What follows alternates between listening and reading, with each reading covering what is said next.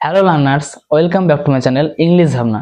তো আজকের ক্লাসে আমরা শিখবো মেনি আর মাছ এই দুটোর ব্যবহার কখন করতে হয়। এই দুটোর মানে তো একই অনেক, কিন্তু এই দুটোর ব্যবহার আছে ছোট্ট একটা পার্থক্য। এই পার্থক্যটা তোমাদের আজকে আমি এই ক্লাসে আলোচনা করতে চলেছি। তো ভিডিওটা অবশ্যই শেষ পর্যন্ত দেখবে এবং ভিডিওটা ভালো লাগলে একটা লাইক, সাবস্ক্রাইব করতে ভুলবে না। তো প্রথমে হচ্ছে মাছের কখন ব্যবহার করা হয়। মাছ মাছ ব্যবহার করা হয় আনকাউন্টেবল নাউনের আগে। এবার তোমরা বলতে পারো যে আনকাউন্টেবল নাউন কি?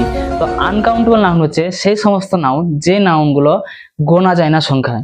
যেমন ধরো আমি তোমাদের বলি সময়, সময় কি গোনা যায়? গোনা যায় না, তো এগুলো হচ্ছে আনকাউন্টেবল নাউন। তোমাদের একটা এক্সাম্পল দিলে জিনিসটা আরো ক্লিয়ার হবে। যেমন ধরো আমার হাতে বেশি সময় নেই, I don't have much time. আবার ধরো তুমি কতটা জল পান করো, how much water do you drink.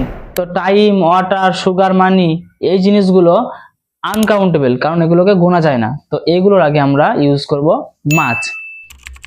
দ্বিতীয় নম্বর হচ্ছে মেনি। এবার মেনি কখন আমরা ইউজ করব? মেনি আমরা ইউজ করব কাউন্টেবল নাউনের আগে। কাউন্টেবল নাউন হচ্ছে সে সমস্ত নাউন যে নামগুলোকে আমরা সংখ্যা গুনতে পারি। তো তোমাদের আমি একটা এক্সাম্পল দিই, তাহলে বিষয়টা আরো ক্লিয়ার হবে। ধরো আমার কাছে অনেক বন্ধু আছে, আই হ্যাভ মেনি ফ্রেন্ডস। আবার আমার কাছে অনেকগুলি টিচার আছে, আই হ্যাভ মেনি টিচার্স।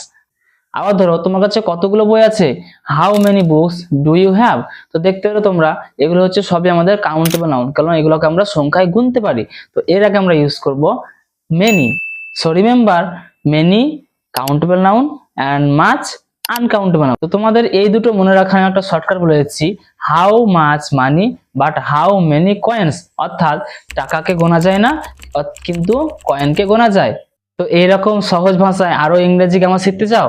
তো সাবস্ক্রাইব করো এখনই। See you in the next video.